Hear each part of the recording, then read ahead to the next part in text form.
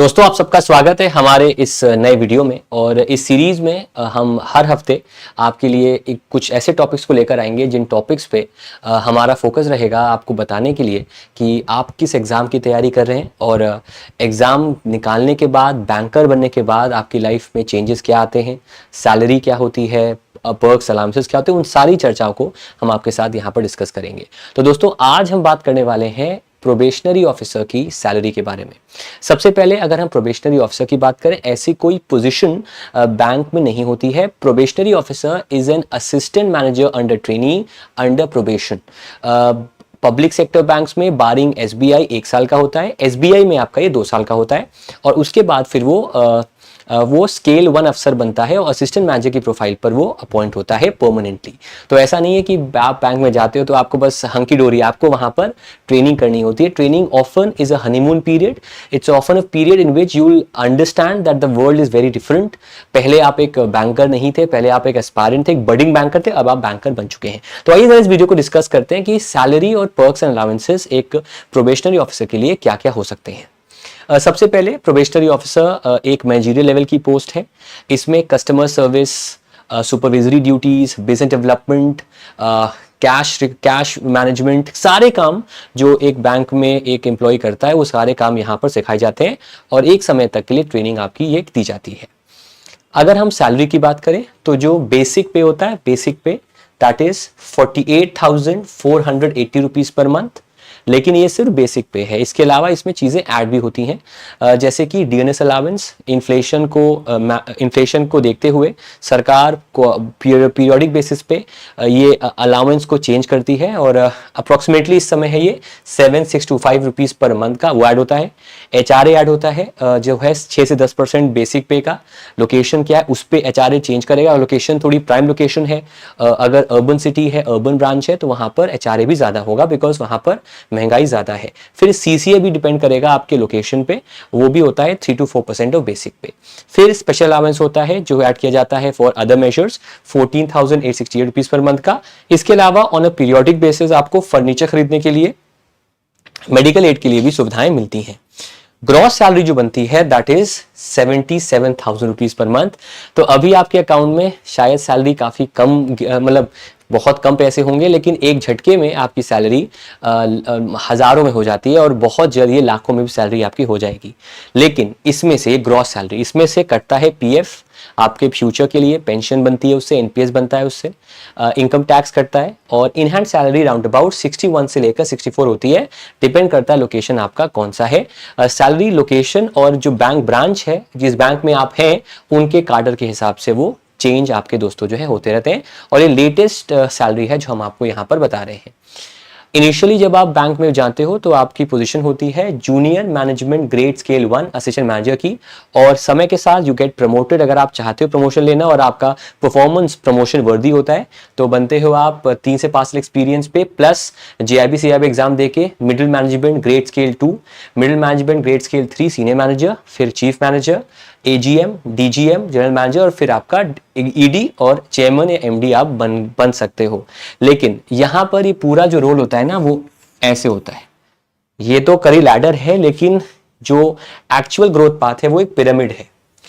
Base level पर आप जब ज्वाइन करोगे तो आप एक प्रोबेशनरी ऑफिसर बनोगे या अगर क्लरिकल कार्डर ज्वाइन करो वो बनोगे। क्लरिकल कार्डर के बाद बनोगे आप असिस्टेंट मैनेजर। यहां हम बात कर रहे हैं असिस्टेंट मैनेजर की, तो वो सब इस बेस पे है। जैसे जैसे आप आगे बढ़ते जाओगे हर किसी को मौका नहीं मिलेगा एक लेवल तक जाने का। वो लोग जो काबिल हैं, वो लोग जो मल्टीपल एग्जाम्स निकालते हैं, सर्टिफिकेशंस निकालते हैं, जो नए ट्रेंड्स हैं बैंकिंग सेक्टर के उसमें ट्रेन होते हैं, उसमें बैंक के लिए काबिल होते हैं, personality wise, as in discussion wise, thoughts wise, idea wise काफ़ी ज़्यादा सैवी होते हैं, उनको ज़्यादा मौका मिलता है एक बैंक में ग्रो करने का और वही आगे जाके फिर बड़ी पोजीशन पे जाते हैं। अब आपको सवाल आएगा कि सर अभी मैं ये वीडियो देख रहा हूं और मैं एक बैंकर नहीं हूं, तो मेरा उनसे कहना है बनोगे तो ना, अभी से देखो, अभी से इमेजिन करो, अभी से विजुअलाइज करो कि मैं बैंकर बनने वाला हूं। दूसरा जो बैंकर मैं क्यों देखूं भाई, आपके तो वीडियो है कि भाई आप बैंकर बन गए, अब आगे क्या करना है। बिकॉज तैयारी करने के बाद एक वॉइड पैदा होता है एक एस्पायरेंट के जिंदगी में और उसे कुछ भी नहीं करने का मन करता या लगता है अब तो मैंने सब कुछ जीत लिया।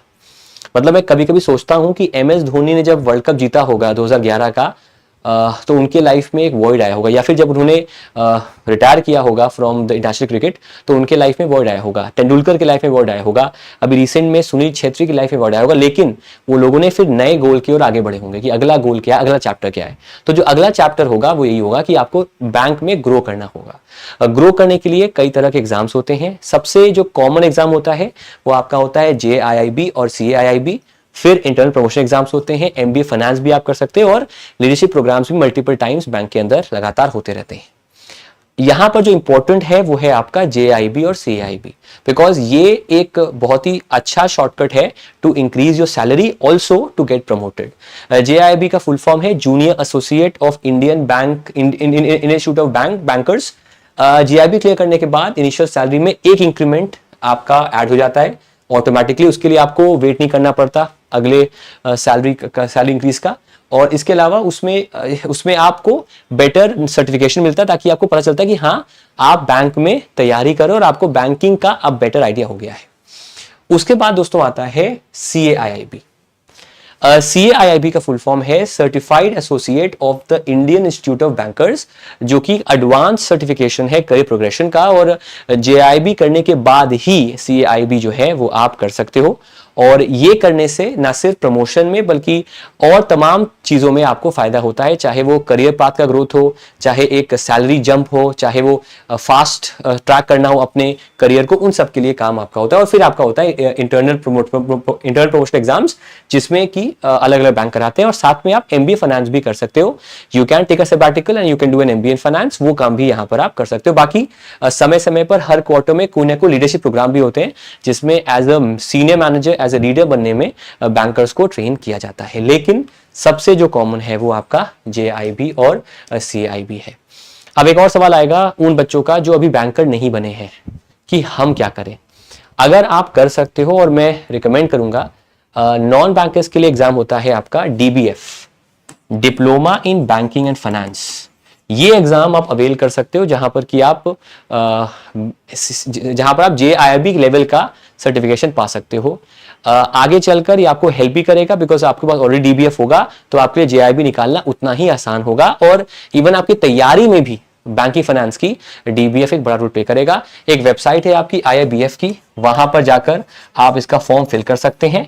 साल में 2 बार एग्जाम आपका होता है, मई और अक्टूबर में, और इन एग्जाम्स को चाहे वो JIB का हो, CIB का हो या फिर DBF का है, वो सारे एग्जाम्स आप दोस्तों दे सकते हैं। तो मैंने आपको बता दिया सर, सैलरी अच्छी खासी सैलरी है भाई, कम सैलरी नहीं होती है। 61-64,000 समय लगता है, कई लोग को 10 साल 20 साल लग जाते हैं सैलरी पाने में। और ये करने में ना अकलमंदी है, जितना जल्दी कर लोगे उतना बेटर है, बिकॉज अगर आप लेट करोगे तो आप तैयारी छूट चुकी होती है, पढ़ने का मन नहीं करता, तो आप तैयारी यहां से कर सकते हो। तो इसके लिए दोस्तों हम ऑलरेडी एक बैच हमने शुरू किया हुआ है। ये बैच अब अक्टूबर में जो JIB होगा उसके लिए है, और इसमें हम 3 टीचर्स हैं, हर्षिता मैम, शुभम सर और मैं, शिवम सर और कुश पांडे, मैं, हम तीनों ने इस बैच को पढ़ाया है। और ये बैच आपका अवेलेबल है ऑफिसर की एप्लीकेशन पर, आप इस कोड का यूज कर सकते हैं for getting this offer. And with this we will come to an end. मुलाकात करेंगे आपसे अगली वीडियो में, जहां पर चर्चा करेंगे आपके साथ कि अगला टॉपिक क्या होगा, जैसे कि ऑल इंडिया ट्रांसफर होता है क्या, प्रमोशन कैसे होता है मैंने बता दी ऑलरेडी आपको, क्लरिकल कार्डर पे ज्वाइनिंग कहाँ मिलती है। तो ये सारी बातें हम आगे वीडियोस में करेंगे। तब तक के लिए आपका आने के लिए शुक्रिया। Thank you so much everyone and take care. Do not forget to like, share and subscribe our YouTube channel. Bye bye, thank you so much guys.